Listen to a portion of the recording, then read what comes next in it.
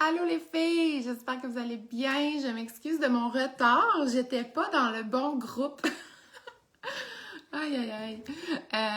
J'étais dans mon groupe des filles qui font le programme NAM, je m'en suis pas rendu compte. Puis là, j'ai comme eu, ça faisait 5 minutes qu'il y avait personne, puis j'étais voyons. Puis j'ai eu le doute, puis là, je suis allée voir. Et comme de fait, alors, prise 2, j'avais à peine commencé, fait que c'est bien parfait. Yeah, vous êtes là! Hey, cool! Fait que, justement, je commençais, j'ai l'impression de me répéter, mais c'est parfait. Alors, j'aimerais ça qu'en commençant, vous me disiez qu'est-ce que vous en pensez. Hein? Aujourd'hui, on parle de est-ce que c'est une bonne idée de fréquenter quelqu'un, d'avoir un fuck friend, d'avoir un ami plus, pour combler notre besoin sexuel et ou d'affection en attendant de rencontrer la bonne personne. Fait que dites-moi ce que vous en pensez avant que je vous donne mon opinion, puis si oui, pourquoi, puis qu'est-ce que j'ai envie d'avoir une discussion avec vous par rapport à ça. Puis évidemment, là, je ne considère pas avoir la science infuse, hein. C'est vous qui êtes les mieux placés pour savoir qu'est-ce qui est bon pour vous. Moi, je fais juste vous donner mon opinion par rapport à ça. Donc, je respecte tout à fait votre opinion aussi. Donc, ce serait le fun d'échanger par rapport à ça. Alors, OK, je vais juste revenir à la bonne place dans mes affaires. OK. Alors, mon opinion générale... Allô, Julia! Allô, Véronique! Ah, bon, Julia qui donne son opinion. Je vais le lire rapidement. Allô, Julie! Alors, Julia qui dit... Sujet intéressant, je me demandais sur ça il y a un bon moment, vu que je suis active sexuellement pour cette raison, attendre la bonne personne. Mais ça... Ah oui, c'est ça, tu avais répondu dans l'autre truc. Hein? Mais ça commence à devenir difficile pour moi, malgré que je suis demisexuelle.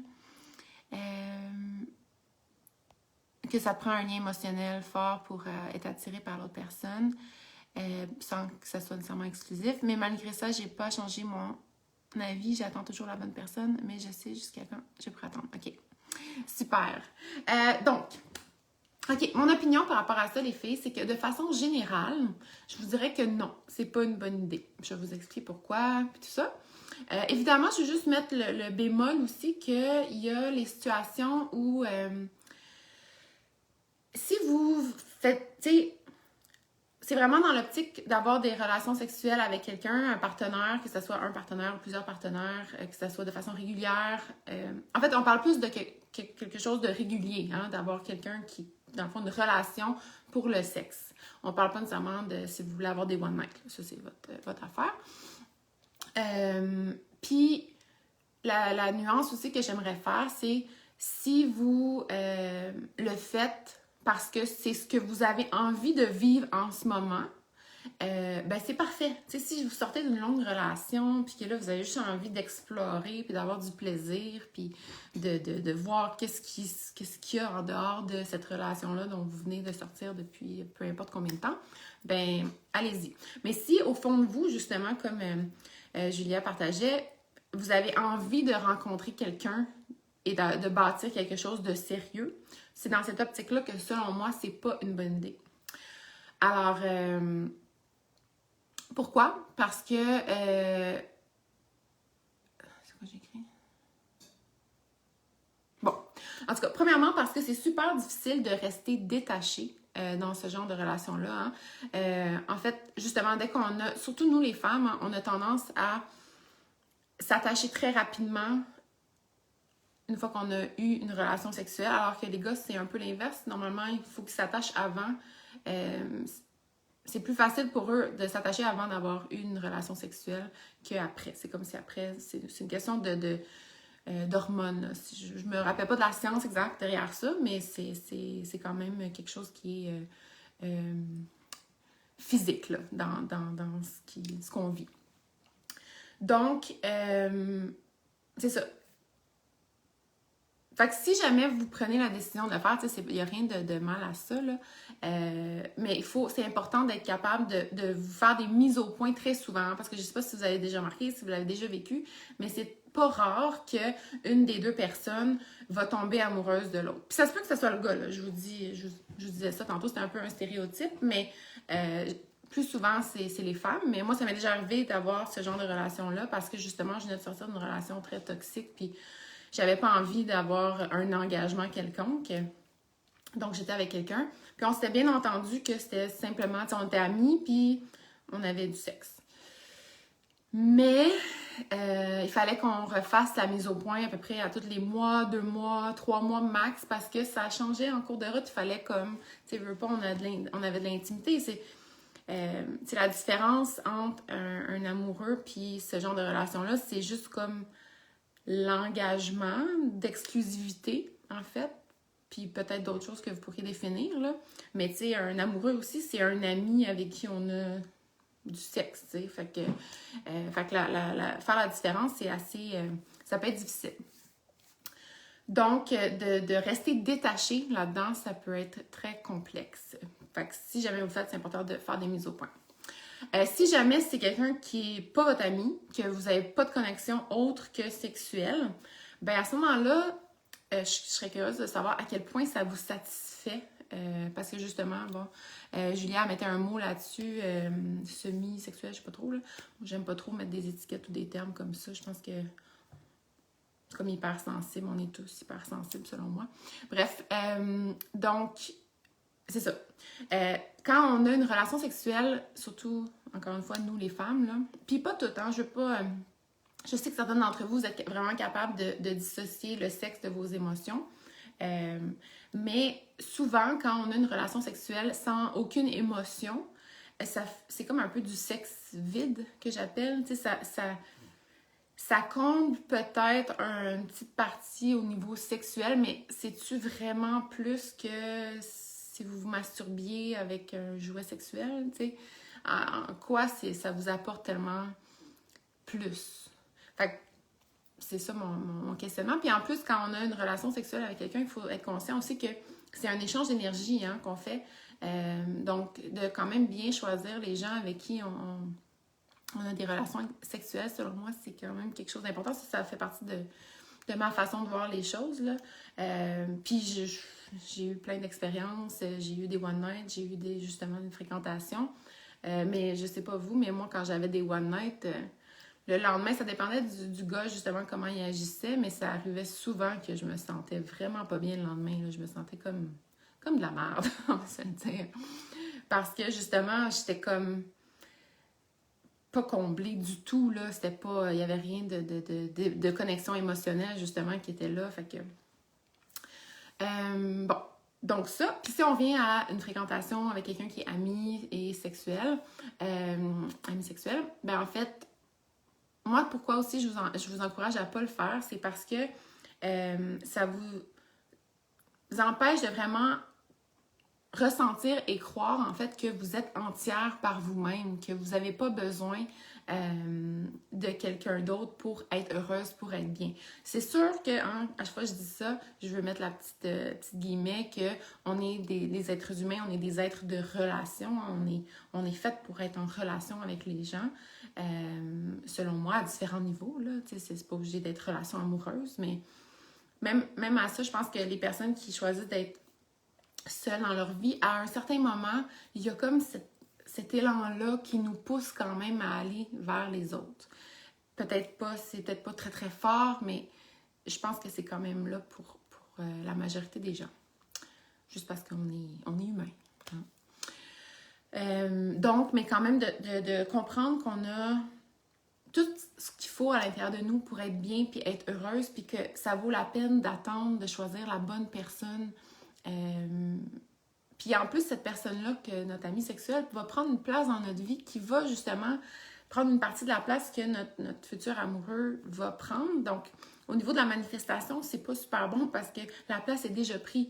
Pour manifester, il faut avoir un certain vide. Hein? Le vide, c'est aussi un espace de création immense. Donc, s'il y a déjà quelqu'un qui prend la place, juste, là, je vous parle en termes de manifestation, mais si on y va de façon plus concrète, les soirées que vous passez avec cette personne-là, c'est pas des soirées où vous êtes à l'extérieur avec vos amis, en train d'avoir la possibilité de rencontrer ou peu importe, hein, on veut pas sortir non plus pour rencontrer quelqu'un, mais cette personne-là va prendre une place dans votre cœur et dans votre vie qui va empêcher dans la manifestation de rencontrer quelqu'un. Ouais. qu'est-ce que vous pensez de tout ça jusqu'à date? Moi, non, je vais lire vos commentaires avant de poursuivre.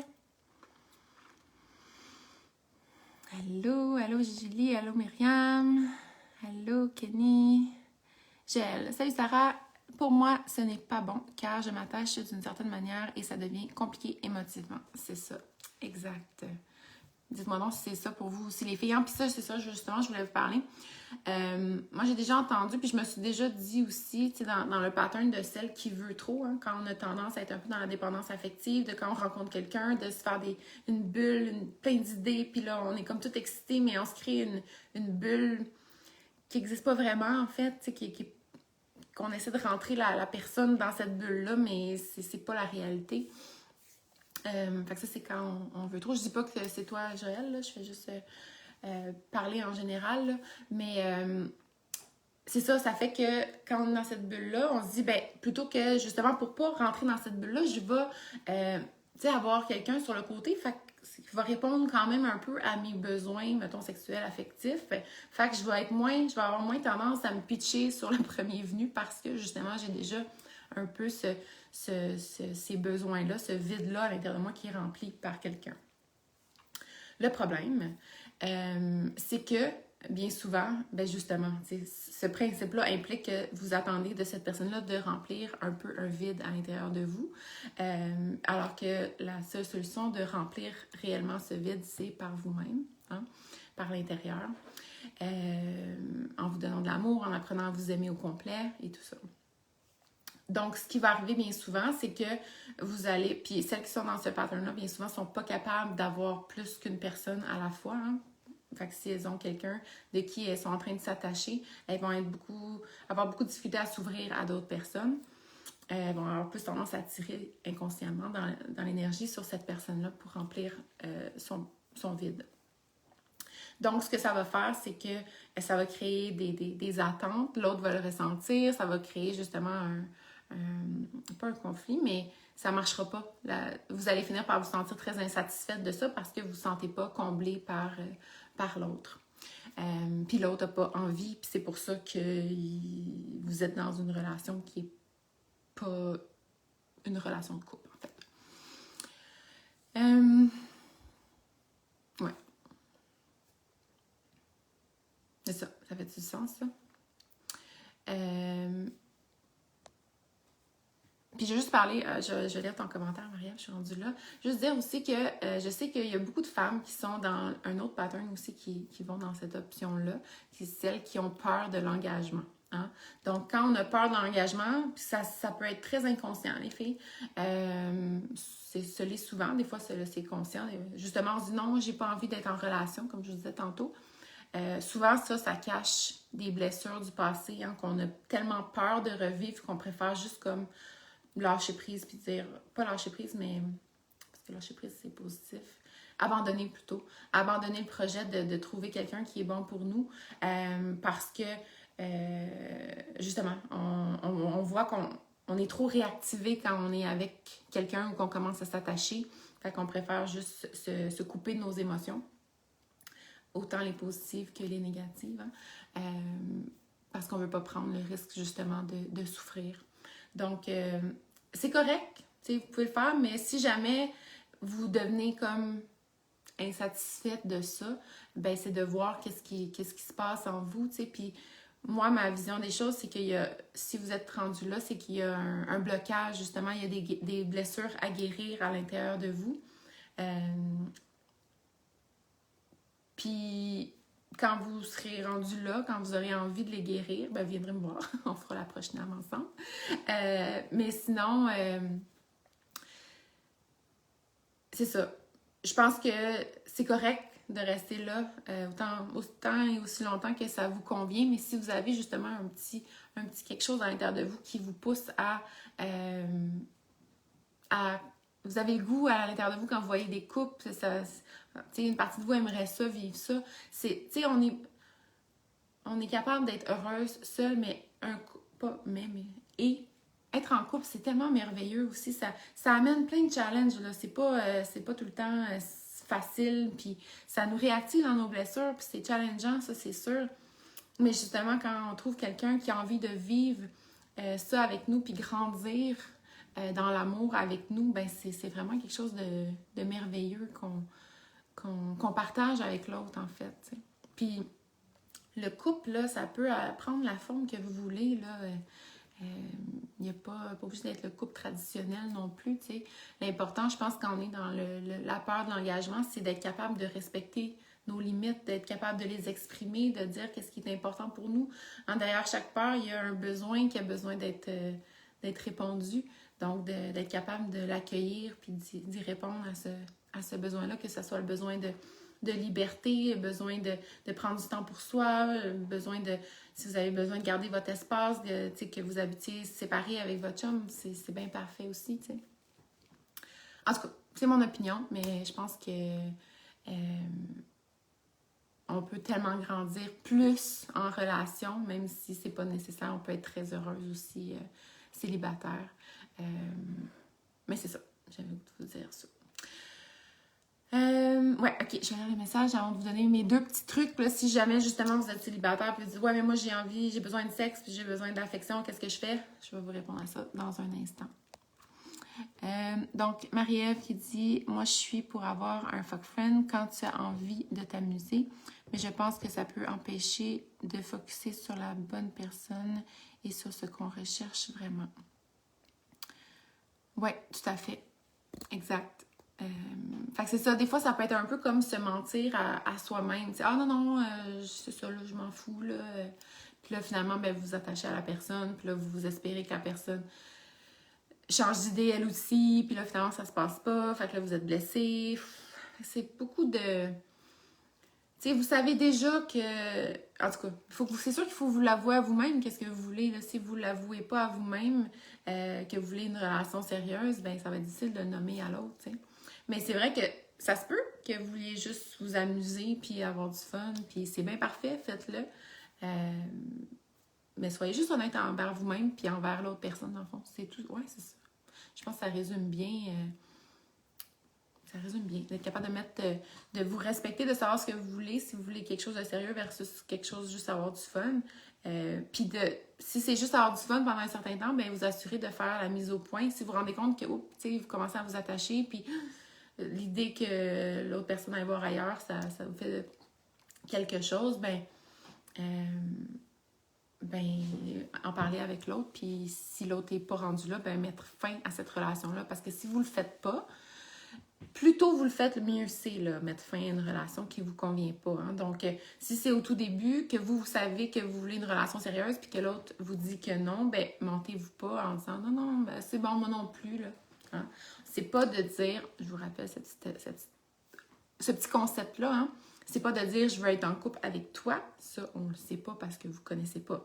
Hein, on parle dans la première, deuxième date. Mais c'est de dire, moi, je cherche une relation sérieuse. Toi, qu'est-ce que tu cherches? Est-ce que tu cherches juste à t'amuser ou tu cherches une relation sérieuse? Donc ça, c'est important. Si les deux, vous voulez vous amuser, vraiment, go for it. Mais faites juste des petits check-ups dans le temps pour être sûr que ça n'a pas changé en vous et pour l'autre. Donc, merci Marie-Ève. Allô Jayas, allô Lucie, allô Marie-Rose. Marie-Rosa, c'est beau. Catherine, Maude, Catherine, yes. Karina qui dit pertinent, merci ma chérie. Julie qui dit ça me touche vraiment beaucoup ce sujet. J'ai des relations pour du sexe parce que j'ai des manques affectifs, mais ça fait le contraire de ce que j'ai besoin. Je me juge et je me sens vide. Ouais, c'est ça Julie. Tout à fait, hein, parce que justement, souvent, c'est qu'on se ment à soi-même parce qu'on se dit, ben c'est pas grave, là, je veux juste comme remplir ce vide-là, puis finalement, ben dans la dépendance affective, hein, on finit par s'attacher à l'autre, puis justement demander à l'autre de nous remplir, puis ça part tout de nous, malheureusement. Même en relation, hein, ça, personne va être capable de... C'est pas juste une question d'engagement. Ça part de nous, d'être capable de remplir ce petit vide-là à l'intérieur. Merci pour ton partage, Julie. Allô, Nathalie! Lucie aussi. Ah, yes, vous trouvez ça pertinent, j'aime ça. Comme explication, j'apprécie beaucoup le dessous psy de cette situation. Merci. Merci, Lucie. Karina, comment adresser à notre amie avec qui on a eu du sexe qu'on préfère arrêter pour pas s'attacher? Ben, moi, je suis pas mal dans la être direct, là, dire les vraies choses. Ah, tu veux dire, mettons que c'est un ami sexe, là, puis là, tout à coup, tu te rends compte que tu commences à t'attacher. Comment avoir cette conversation-là avec lui, Karina? C'est ça que tu veux dire?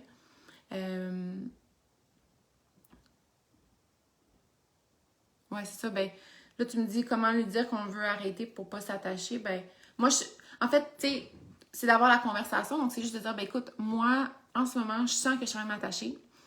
Puis, quand on a cette conversation-là, c'est vraiment important d'être, d'avoir en tête l'objectif de la conversation. Hein. Est-ce que c'est de. Dans le fond, l'objectif final, ça devrait être soit qu'on est un couple après ça parce qu'on décide de s'engager puis d'aller de l'avant ensemble, peu importe, on ne sait pas combien de temps ça va durer, on ne sait pas qu'est-ce que l'avenir nous réserve, mais on choisit d'aller dans cette direction-là. Ou sinon, on dit, ou bien sinon, l'autre solution du choix qui va être à faire, c'est que on se sépare, on ne se voit plus parce que ça risque de trop nous faire souffrir. Donc, il faut juste garder ça en tête dès le début, mais sinon, c'est juste de dire, je sens que je suis en train de m'attacher à toi, puis je sais pas où toi t'en es, mais si on n'est pas pour aller plus loin, je sais qu'on s'était dit que c'était juste pour le fun, mais ça l'a changé de mon côté. Je me suis attachée à toi, j'ai découvert quelle belle personne t'étais. Puis, si t'es pas rendu là, toi, ou si toi, ça n'a pas changé de ton côté, moi, je préfère qu'on arrête de se voir parce que ça risque de devenir trop souffrant pour moi. Voilà, aussi simple que ça. Puis là, tu peux lui relancer la question. Toi, t'en es où? Qu'est-ce que tu ressens par rapport à ça? Ça, c'est quand même une étape importante. Cool. Merci, Karina. OK, alors, les deux petits points. Bon, c'est pas ça va peut-être pas être des grandes révélations, les filles, là, mais... ouais, OK. Donc, par rapport aux besoins de sexe, donnez-vous du plaisir. Tu sais, masturbez-vous. Je vous conseille beaucoup d'aller vers... Je vous l'ai amené mon livre, mais je l'ai oublié en haut. D'aller vers le tantra. Hein, c'est une façon de... Justement, donnez-vous pas du sexe vide à vous non plus. Hein, donnez-vous pas juste... juste pour vous donner un orgasme vite en 5 minutes. C'est sûr que... Prenez le temps de vous toucher, de vous caresser, de vous donner de l'amour, comme vous aimeriez qu'un homme le fasse. Hein. Achetez-vous des jouets sexuels s'il vous faut. Allez vous renseigner sur le tantra. Il y a des beaux groupes Facebook qui existent. Là. Je sais que Joël en connaît un. Si tu veux donner le nom, Joël, dans les commentaires, ça pourrait être super. Fait que c'est ça.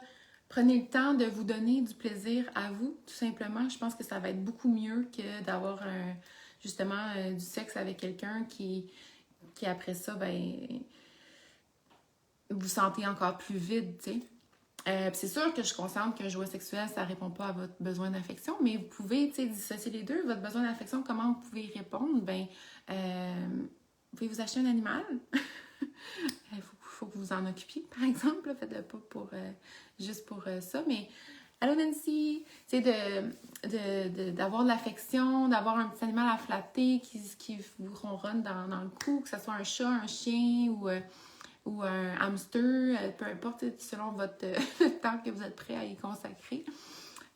Sinon, je sais que là, c'est difficile dans le confinement. Hein. Justement, plusieurs d'entre vous ressentez beaucoup ce manque de contact avec les gens. J'ai eu une idée. Là. Après ça, ça dépend de vos principes. Là. Je sais qu'il y en a qui peuvent être très à cheval avec le confinement et tout ça. Mais je sais que les personnes qui sont seules ont le droit de recevoir une personne. Fait que pourquoi vous ne matcheriez pas avec une amie, mettons, ou une amie fille, là, tu sais, ou peu importe, ou un ami gars gay, là, juste pour qu'il n'y ait pas d'attente encore, là, peu importe. Mais quelqu'un qui, justement, vous deux, vous êtes comme exclusifs dans votre affection. Fait que vous donnez des câlins, vous écoutez des films collés, peu importe, tu sais. Fait que c'est comme si c'est pas pire que si vous étiez un couple, dans le fond, là. Si vous le faites juste avec vous. Je sais pas si vous voyez mon principe. En tout cas, c'est une suggestion comme ça. Fait que de vous trouver une amie, un câlin, tout simplement. Puis c'est ça. Fait que c'est ça mes petits trucs. Oui, j'allais donner le groupe. C'est ça, c'est Tantra Québec avec Julie Isabelle, si vous voulez aller voir. Ça fait un petit bout que je suis pas allée voir, mais elle offre du très bon contenu puis une formation aussi en lien avec le Tantra. Fait que voilà les filles, avez-vous des questions? Je vais attendre 30 secondes. Déjà un bon 20 minutes. Donc, ben merci d'avoir été là. Je sais que c'est une grosse question. J'espère que c'est plus clair pour vous. Si jamais vous avez d'autres questions, vous pouvez toujours les poser en dessous. Puis j'essaierai de retourner pour y répondre aussi. Mais tu sais, je pense que ce qui est important, c'est vraiment d'être honnête envers vous-même. Hein, puis d'apprendre à vous aimer, hein, aussi quand je parle de ce petit vide affectif-là, justement qu'on essaie de remplir par l'extérieur, ça part de vous. Prenez le temps de vous donner de l'amour, de vous aimer, de vous aimer au complet, d'apprendre à aimer vos défauts, d'être 100% vous-même dans le plus de situations possibles, de partager votre vérité. Plus vous allez faire ça, plus vous allez vous aimer, plus vous allez être capable de remplir ce petit vide-là à l'intérieur de vous. Puis plus vous allez vous sentir entière, puis vous allez vous attirer un homme qui est entier puis qui a envie de bâtir quelque chose avec vous. Catherine, allô Catherine. Wow, merci, j'apprivoise le célibat après une relation chaotique et je recommence tranquillement à me retrouver et dater. Et tes conseils m'aident vraiment. Ah, merci Catherine, je suis contente de savoir ça. Oui, hein, c'est normal après une grosse relation justement où on a beaucoup souffert, tu sais, on n'a pas nécessairement envie d'être dans une relation, de s'engager, tout ça. Hein. On se trouve des fois des rebounds, là, comme on appelle. Puis c'est bien correct. Puis c'est ça, ça dépend où vous en êtes en fait. Puis ça dépend comment la relation s'est terminée des fois aussi. Ça s'est terminé très brusquement. Moi, je sais que mon autre relation d'avant, on avait vraiment été jusqu'au bout, dans le fond, de tout ce qu'on pouvait dans notre relation. Fait que si on veut, elle était comme terminée depuis un petit bout là, à l'intérieur de nous quand même. Fait que je m'étais posé la question à ce moment-là, est-ce que je me trouve-tu quelqu'un en attendant pour remplir mon petit vide affectif, tu sais, avoir quelqu'un pour avoir de l'affection, du sexe, puis finalement, j'avais décidé que non, que je préférais mettre cette énergie-là sur moi, puis sur le fait justement mais pas de me retrouver, mais ben mettons, oui, une partie de moi que j'avais peut-être délaissée dans la relation, donc de me reconnecter à cette partie-là de moi, parce que ça, c'était pas une relation toxique, là. J'en ai eu une autre plus jeune, mais c'est ça. Prendre le temps de me reconnecter à moi, puis mettre cette énergie-là aussi sur, justement, manifester la bonne personne, puis laisser cet espace-là, créer cet espace-là à l'intérieur de moi pour, justement, la recevoir. Fait que voilà, les filles. Merci, Karina. Fait que je vous embrasse. Si vous venez juste d'arriver, ben, vous écouterez le replay dans quelques minutes. Alors, bye bye, à la semaine prochaine.